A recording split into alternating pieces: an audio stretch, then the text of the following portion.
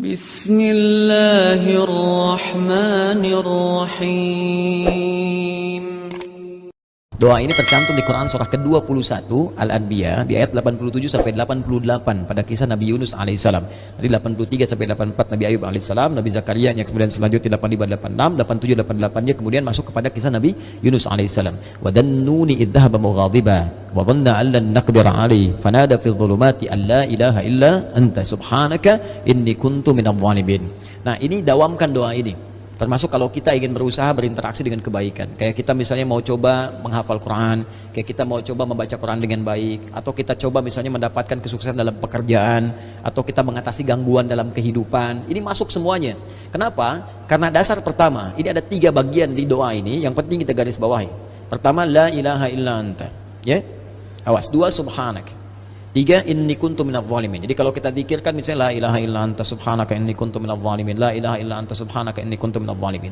Kalimat la ilaha illa anta, yakni la ilaha illallah, ini dasar semua kehidupan kita. Dahsyatnya kalimat ini.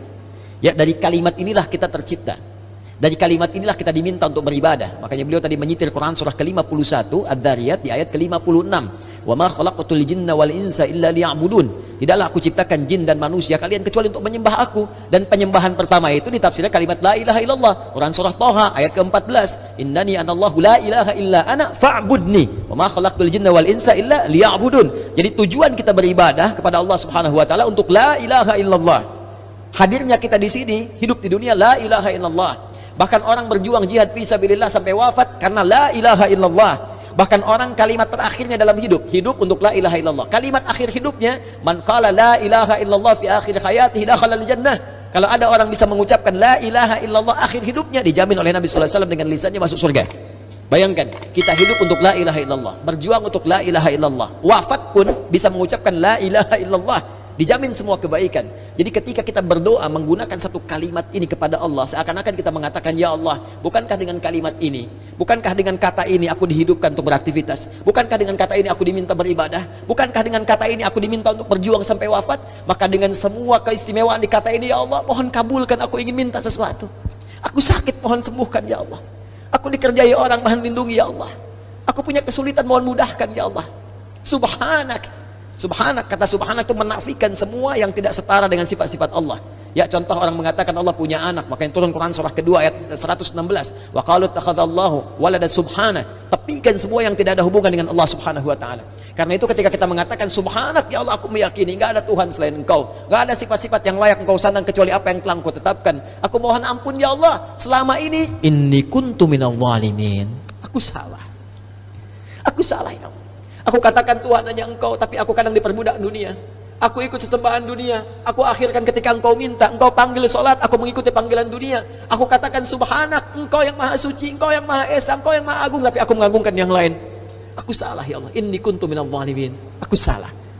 Nah, kalau kita dawamkan doa ini dalam kehidupan, la ilaha illa anta subhanaka inni kuntu minadh dhalimin, maka satu kalimat ini adalah kalimat yang sangat indah yang bisa mempercepat doa. Tahu dari mana ini semua? Jawaban ayatnya, lihat ayat selanjutnya, fastajabna. Istikhdami fa. Harfu 'athfin rabitin baina syai'aini bila hudud. Cepat. Huruf yang mengikat dua peristiwa dan berlangsung tanpa jeda. Peristiwa pertama berdoa, peristiwa kedua jawaban dari doa. Ya. Wa qul wa fi hadhil ayat min ayat 83 84 kullu fastajabna. Di ayu fastajabna. Pakai fa semuanya. Fastajabna, kami akan cepat jawab. Fastajabna, kami akan cepat jawab. Ya. Jadi ketika Yunus alaihissalam memohon kepada Allah, jawaban dari Allah langsung mengatakan, siapa yang mengucapkan man qala la ilaha illa anta subhanaka inni kuntu minadh dhalimin fastajabna. Kami akan jawab, kata Allah Subhanahu wa taala. Ya. Ya, lalu apa yang terjadi kepada Yunus alaihissalam? Fanajjainahu minal gham. Ya, kami lepaskan dari kesulitan hidupnya. Ya, tapi kalimat yang indah bukan kami bebaskan dari perut ikan paus, kami lepaskan dari gham. Gham itu kalimat yang umum, ya, masih luas, sesuatu yang membuat kita gelap. Bukankah Anda kalau mendapatkan berita dari kantor, Anda sekarang berhenti kerja, gelap langsung. Padahal harinya siang. Ya, bisa kepleset di jalan, gitu kan? Lamaran ditolak langsung gelap, gitu kan? Itu gham namanya. Wa kadzalika nunjil mu'minin. Demikianlah kalau ada orang beriman setelah ini mengamalkan doa yang sama, kata Allah, kami jamin kami akan kabulkan seperti aku mengabulkan doanya Yunus alaihissalam.